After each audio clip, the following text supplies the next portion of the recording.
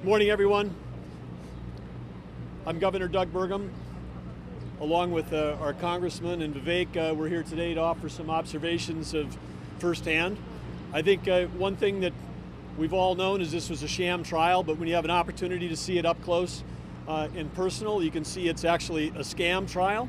When you've got a judge that's a donor to Biden, you got prosecutors that are supporters of Biden, and then you've got relatives of the judge that are benefiting financially directly from this trial and that information. And then you've got the star witness is a serial perjurer. Then you have to ask yourself, what is this all about? And I think the only conclusion, of course, is that it's election interference and it's tying up the president from being out on the campaign trail. And of course, we know that from the polls that have come out, even from the New York Times, Rasmussen Interactive this week, President Trump is leading all over the country.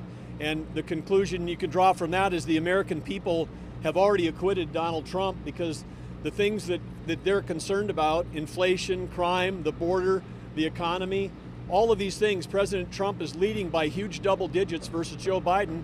And the sooner that this scam trial can be concluded, the sooner that the president can get back to getting out campaigning and talking to the American people about the issues that matter to them. And with that, I'm going to turn it over to the Congressman, then Vivek. Thank you. Ladies and gentlemen of America, this trial is a joke. This thing is a farce. We were in there all morning. Michael Cohen basically sat there and said, yeah, he invoiced legal expenses. The Trump campaign, the Trump organization, not the campaign, paid out money in legal expenses. Where's the crime? There is no crime.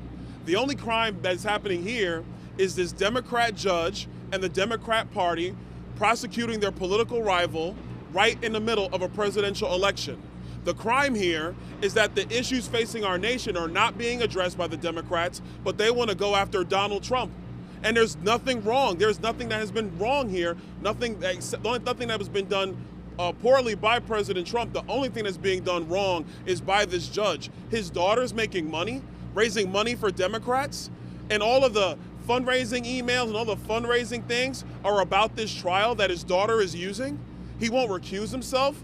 This is a travesty of justice. This is a misuse of the justice system. And look around New York. New York's got plenty of issues. I'm from Brooklyn, New York.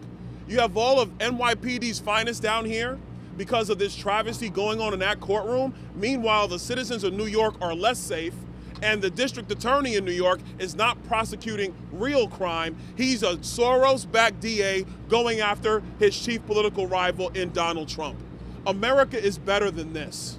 And so unfortunately, it's going to take the American people this November to let their voices be heard on this travesty of justice that's occurring and making sure that Donald Trump is the 47th president of the United States. I've never seen anything like it. This is a joke. It is a farce. It is a travesty. We are better than this as Americans. And unfortunately, the Democrat Party has lost their ever-loving minds. And so it's going to take the American people to remind them that justice is supposed to be blind. It is not supposed to be going after political opponents and political rivals. With that, I'll turn it over to my colleague from Florida, Congressman Corey Mills. Thank you so much. What did we learn here today? What we've learned is that Michael Cohen has listed his invoices as being an actual legal precedent where, in fact, he's now claiming that it's something other than that and that he knowingly and fraudulently put that forward. Look, as we talked about, why do they want this trial to continue? Well, they want it to continue because this is the fundraising source for Adam Schiff, for Biden, and for the Democrat opponents. This is nothing more than election interference at its finest. You are seeing where the weaponization of what was the Department of Justice, now the Department of Injustice, has continued to be utilized against the American people and against the President of the United States. I will tell you right now, the same way that I stand here steadfast behind our president, I know that America stands with him as well. They see this sham indictment. They see this for what it is without any actual substance whatsoever. Keep in mind, They keep actually talking about the FEC violations, but when you're utilizing personal funds or you're utilizing a trust, that is not campaign funding. There is no violation, which is why the FEC never actually even pursued this. And so I think the American people see this for what it is. They want to keep President Trump off the campaign trail. They're seeing what's happening in the swing states across America, and they're seeing exactly that this is draining down assets and resources that can be utilized by the president to continue to forge ahead, to build a stronger economy, to secure our border, and to get our nation back on track. This is a sham, and that is the only thing this is. Michael Cohen has no credibility, no integrity, and this is weaponization against our president. Thank you. I want to thank my colleagues, Governor Burgum, Congressman Mills, and Congressman Donalds for laying out the political backdrop here. This is a politicized persecution that is nakedly apparent. What I want to do is dive a little bit deeper into what we actually learned today in that courtroom. What do we see in there? First of all, I learned a lot from being in there in person.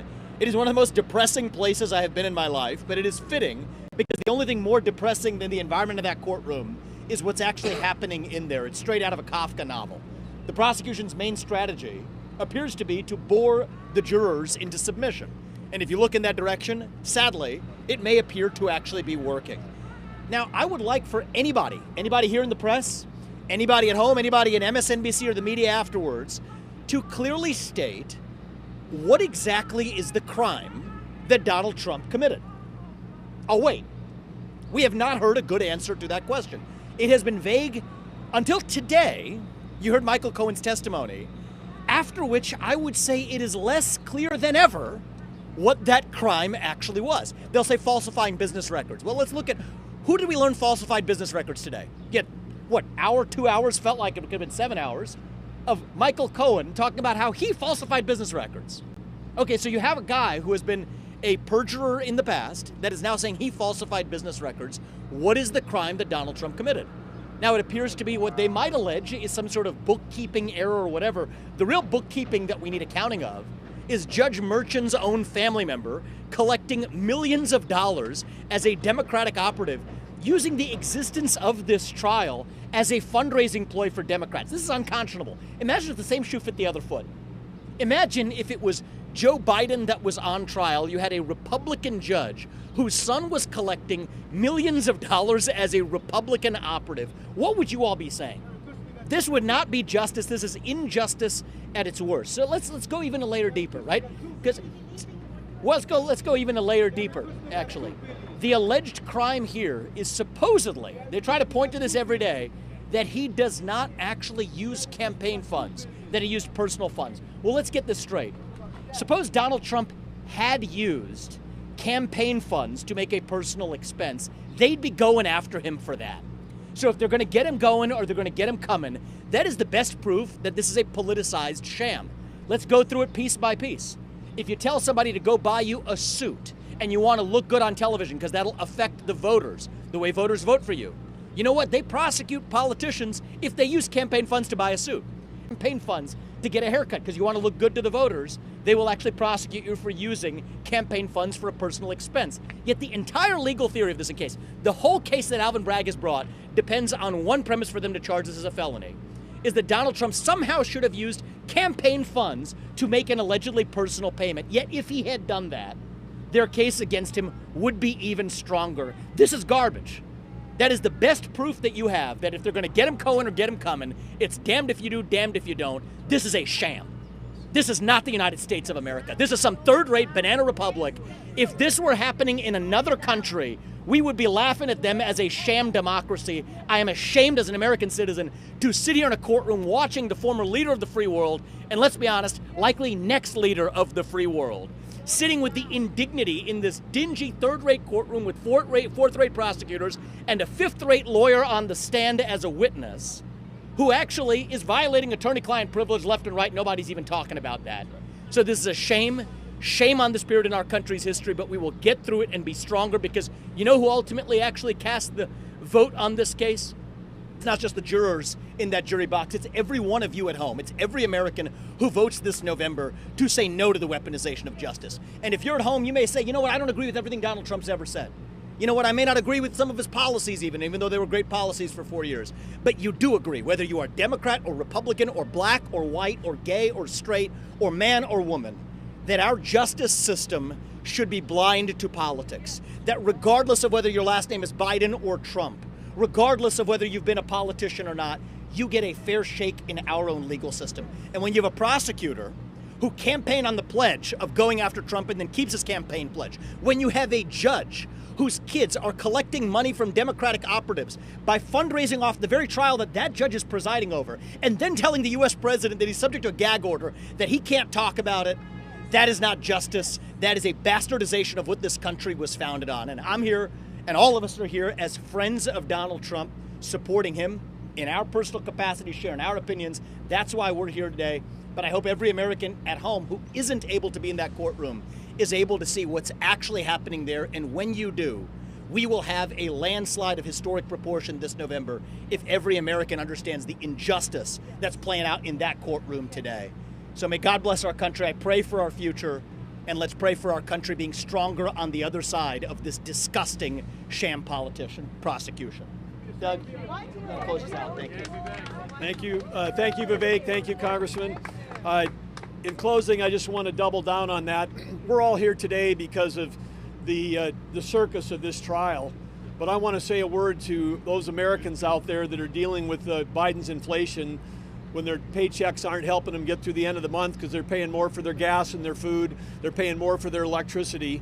I want them to know that while this trial is going on, there's many of us around the country that are out helping campaign for President Trump to make sure that the message gets through, and that's why it's showing up in the polls, because President Trump is stronger on the border. He is stronger on crime. He is stronger on China.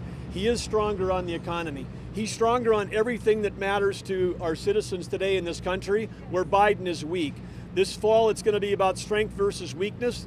The politicization of the legal system is not working. It's actually failing. And I, again, want to say everything that these gentlemen said here today about the trial is absolutely true. But it is sad that we're here today and not out talking to the American people about the issues that matter to them the most. And with that, thank you all for being here.